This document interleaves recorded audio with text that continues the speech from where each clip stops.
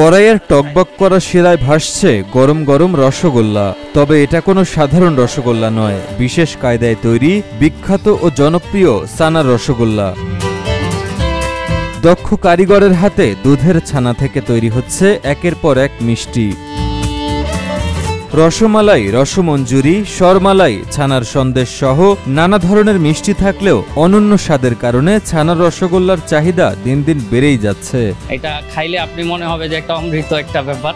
তো আমরা সবাই আর কি এই ছানার, এটা আমাদের বিখ্যাত। এইখানে আমাদের নাস্তা হোক, সকালের নাস্তা, বিকালের নাস্তা, সব জায়গায় এই রসগোল্লাই। প্রতিদিন সকাল থেকে দুপুর পর্যন্ত চরাঞ্চল ও বিভিন্ন খামার থেকে গোয়ালারা দুধ এনে মিষ্টি তৈরির দোকানে দিয়ে যায়। কারিগররা সেই দুধ বড় কড়াইয়ে ঢেলে গরম করে ছানা তৈরি করেন। ছানাগুলোকে পরিষ্কার কাপড়ে ঢেলে পানি ঝরিয়ে ভিন্ন একটি পাত্রে রাখেন। সকালে দুধ আসে, দুধ আসার পরে আমরা দুধগুলি জাল দিই। জাল দেওয়ার সাথে পরে জাল দেওয়া উঠে নামায়া ছানা করি। ছানা করিয়া ছানাটারে কিছুক্ষণ রাখি, রাখার পরে ছানাটা আবার ঝুলানোর পরে অনেকক্ষণ রাখি, 15-20 মিনিট রাখা ছানাটা চেকা পানিটা ফালানোর পরে এই ছানাটারে আবার আইনা বলের ভিতরে ফালাই।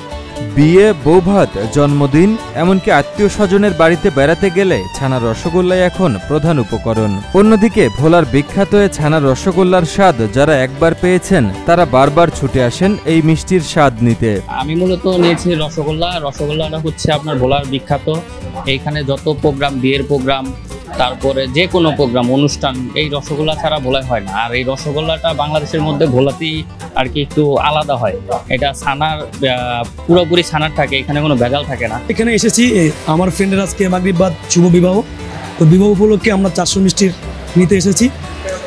আর আমাদের এই ছানার মিষ্টিগুলা গুণে মানে অতুলনীয়। এই মিষ্টি যদি কেউ একবার খায় তাহলে বুঝতে পারবে যে এই মিষ্টির আসল টেস্টটা কোথায়। উপকূলীয় দ্বীপ জেলা ভোলার চর ও খামারগুলো থেকে প্রতিদিন উৎপাদন হচ্ছে শত শত মন মহিষ ও গরুর দুধ। আর সেই দুধকে কেন্দ্র করে ভোলায় তৈরি হচ্ছে সুস্বাদু মহিষের দুধের টক দই ও ছানার রসগোল্লা। আমি বাংলাদেশের বিভিন্ন জেলায় গিয়েছি, মিষ্টি টেস্ট করেছি, কিন্তু আমি আমার ভোলার মতো মিষ্টি আসলে কোথাও খেতে পারিনি।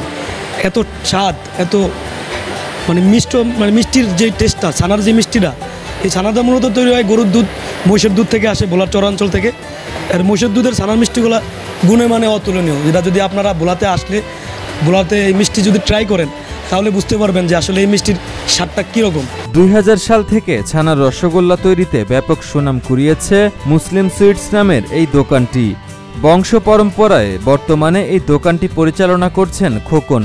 মিষ্টি ব্যবসায়ী খোকন জানায় প্রতিদিন তার দোকানে 14 থেকে 15 মণ গরুর দুধ আসে। সুস্বাদু রসগোল্লা ও অন্যান্য মিষ্টির জন্য ছানা তৈরি করা হয় এই দুধ থেকে। 1 মণ দুধে 6 কেজি বা 6.5 কেজি ছানা তৈরি করা হয়। আমাদের এই মিষ্টি ভোলা জেলার রসগোল্লা, যে রস মিষ্টি বলে রসগোল্লা, কাঁচা দুধি, যেটার জন্য বিখ্যাত, এই মিষ্টিগুলো এখানে তৈরি করা হয় আর কি। তো আমাদের এখানে প্রায় দৈনিক 14-15 মণ দুধ ওঠে। তার থেকে যে ছানা হয়, এই ছানার মাধ্যমে আর কি আমরা এখানে মিষ্টি তৈরি করি। আমার এখানে প্রায় 15-16 জন লোক চাকরি করে।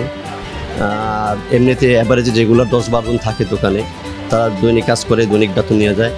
মিষ্টির দোকানে কাজ করা কর্মচারীরা জানান দীর্ঘদিন যাবৎ মিষ্টি তৈরির কাজ করে যাচ্ছেন তারা।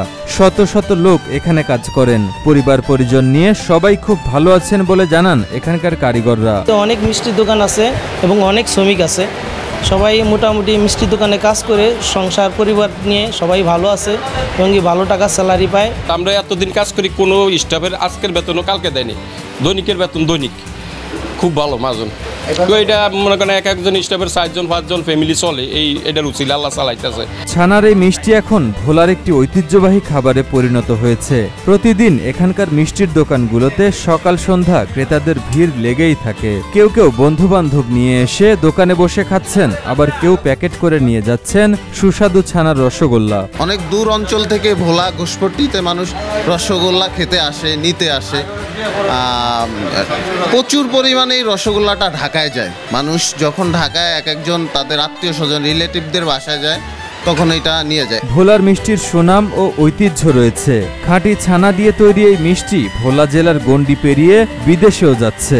উদ্যোক্তারা মিষ্টি ব্যবসায়ীদের পাশে দাঁড়ালে এই ব্যবসার আরও প্রসার ঘটবে বলে মনে করেন ভোলা জেলা স্বার্থ রক্ষা কমিটির সম্পাদক অমিতাভ রায় অপু। এই মিষ্টি কিন্তু দেশ বিদেশে বহু জায়গায় এখানকার মিষ্টি গিয়েছে।